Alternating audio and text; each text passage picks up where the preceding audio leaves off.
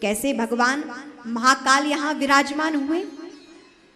कहते हैं काल पर विजय प्राप्त करने वाले एक ब्राह्मण भगवान शिव की कृपा से बहुत सुंदर उनकी सेवा पूजा, भगवान शिव की सेवा पूजा करते, ऐसे उनका जीवन चल रहा था। संत कृपा से उनका विवाह हुआ। गुरु ने कहा कि इस तरह नहीं, आपको विवाह करना चाहिए।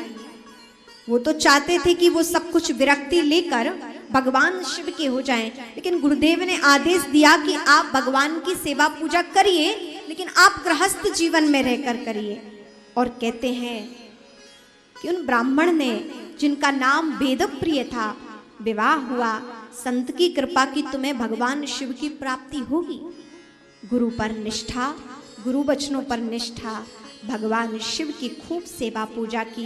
कालांतर में इनकी यहाँ 4 पुत्र रत्न की प्राप्ति हुई भगवान शिव की कृपा से।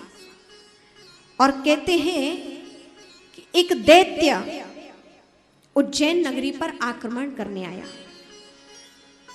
बृहद बृहद आकार, कौन उससे जीत सके? उस समय के राजा लोग भी उससे ना जीत सके।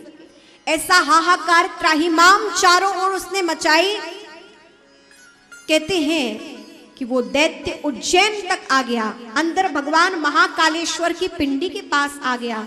और कहते हैं वहां वेदप्रिय ब्राह्मण की तो पूर्व में मृत्यु हो गई, लेकिन इनके चारों बालक अपने पिता के गुण धारण किए हुए थे, भगवान शिव के परम भक्त रहे। और भगवान शिव की पूजा करने के लिए ये चारों ब्राह्मण पुत्र विराजमान थे। बड़े आनंद के साथ, श्रद्धा के साथ भगवान की सेवा पूजा कर रहे थे। और तभी आक्रमण किया इस दैत्य ने, जिसका नाम था दूषण। और ऐसा आक्रमण किया कि चारों ओर उज्जैन की जनता में हाहाकार मच गया। सबको मारता पीटता महाकाल की नगरी में आया, स्वर्ण रजत हीरे मीरे ये सब लूटने के लिए। और कहते हैं कि वहां पर ये चारों वेदज्ञ ब्राह्मण पुत्र वहां विराजमान थे, भगवान की सेवा कर रहे थे। कहते थे कि जो भी कुछ है, मेरे पिता ने कहा भगवान शिव ही है। और जिसके जीवन में भगवान शिव की भक्ति हो, भगवान शिव की कृपा हो, उसके जीवन में फिर क्या ही कहना। तो कहते हैं कि चारों ब्राह्मण पुत्र तो भगवान शिव की पूजा के लिए बैठे थे।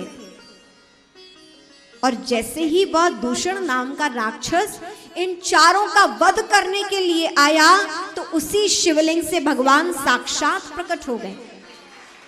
बोलिए शंकर भगवान की साक्षात प्रकट हुए और उस दूषण नाम के राक्षस का वध किया। और यहाँ चारों ब्राह्मण पुत्रों की रक्षा हुई है। जैसे ही उन चारों ब्राह्मण पुत्रों ने देखा कि अभी तो यहाँ इतनी त्राहिमाम मची हुई थी, चारों ओर हाहाकार मचा हुआ था, और ऐसी एक ज्योति क्या प्रकट हुई और उसी में समा गई, और राक्षस यहाँ मरा पड़ा है। देखा तो कोई और नहीं, शिवलिंग में निशान पड़े हुए थे। देखा कि यहाँ तो बाबा भोलेनाथ प्रकट हुए हैं। चरणों में प्रणाम किया और पुनः बाबा भोलेनाथ प्रकट होकर उन चारों बालकों को दर्शन दिए। जैसे ही दर्शन प्राप्त हुए, चारों ने कहा कि भगवान, अब हम अपना जीवन नहीं रखेंगे। जिसे आपके दर्शन हो गए हों, अब इस संसार को वो आंखें नहीं देखेंगी। जिसने आपको देख लिया हो, अब क्या संसार को देखना।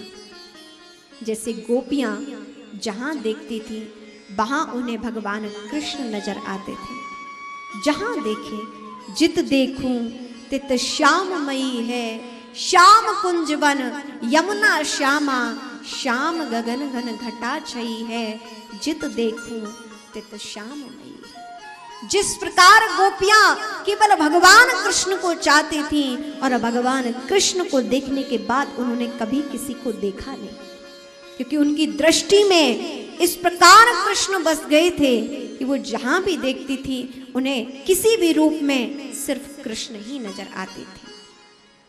और भक्तों ने गाया था जाएगी फिर जहां पर तुम्हारी नजर, जाएगी फिर जहां पर तुम्हारी नजर। श्याम सुंदर की सूरत नजर आएगी, श्याम सुंदर की सूरत नजर आएगी।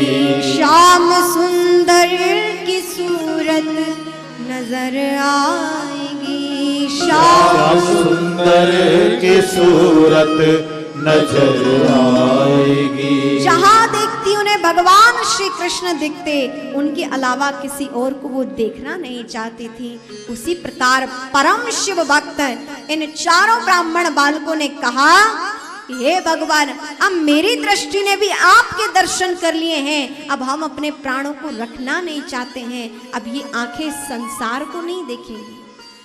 और हे भगवान, अंतिम समय कभी आपके कितने लोग नाम जपते हैं, बड़े बड़े ऋषि मुनि नाम जपते हैं, और अंतिम समय आपका मुख से नाम नहीं निकल पाता है।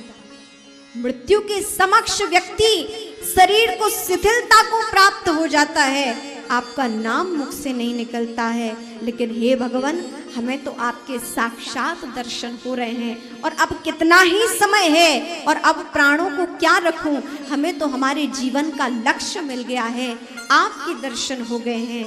और चारों ने कहा, हे भगवान, आपकी भक्ति हमें मिले, सदैव जन्म जन्मांतर तक हम आपके ही भक्त बने।